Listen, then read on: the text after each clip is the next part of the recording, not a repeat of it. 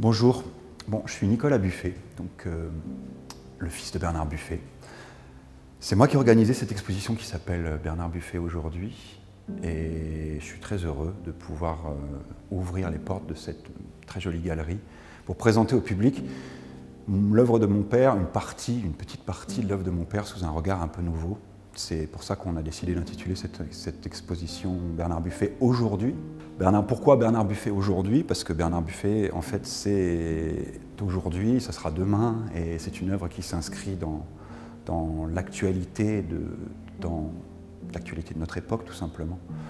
Son graphisme, son énergie, sa force, et tous ces contrastes sont tellement en relation avec les contrastes de notre époque que voilà, c'était très important pour moi de pouvoir présenter ce travail sous un œil un peu nouveau.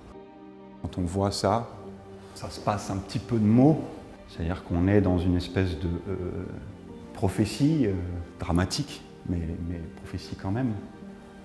Et donc on est à la fois dans le passé et dans le futur, et en même temps ça nous dépeint tellement le monde actuel et ses dérives invraisemblables, dont il souffrait, lui, profondément, puisque c'était un écorché. Là, on est face à une œuvre qui est absolument incroyable, c'est un dessin à la mine de plomb. Alors, ce qui est incroyable, évidemment, encore une fois, c'est le rapport moderne, incroyable, l'espèce de vision avant-gardiste. On est en 58 quand il fait ça.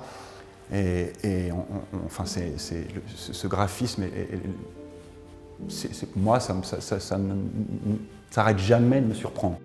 Voilà, c'est aussi ça la force de Buffet, c'est que c'est une énergie incroyable, une énergie qui est humainement difficile à comprendre même parfois.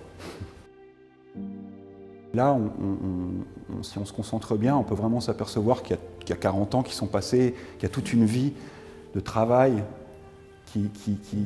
entre ces deux œuvres. Et là, on a un peintre qui est jeune, qui est extrêmement précis dans son geste. Là, c'était la fin de sa vie, c'était 2 ans avant sa mort.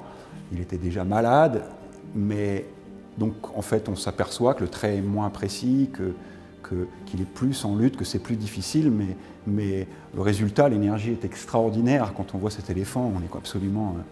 il est scotchant, quoi. Alors là, on est dans la salle Méditerranée.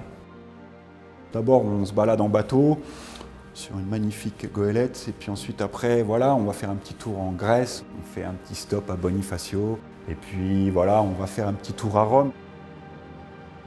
C'était important aussi pour moi de montrer que mon père était un homme, comme tout le monde, très contrasté. C'était un homme extrêmement doux.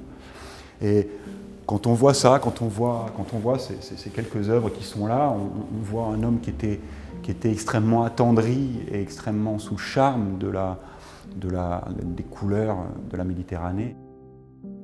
Chaque fois qu'on se retrouve face à une toile, eh ben, qu'on soit sensible à son graphisme, qu'on soit sensible à son émotion ou pas, on ne peut pas être insensible à l'énergie qu'elle envoie, quoi. Et c'est ça qui est si fort dans cette œuvre. Et je pense que les gens qui viendront visiter cette exposition s'en rendront compte, évidemment.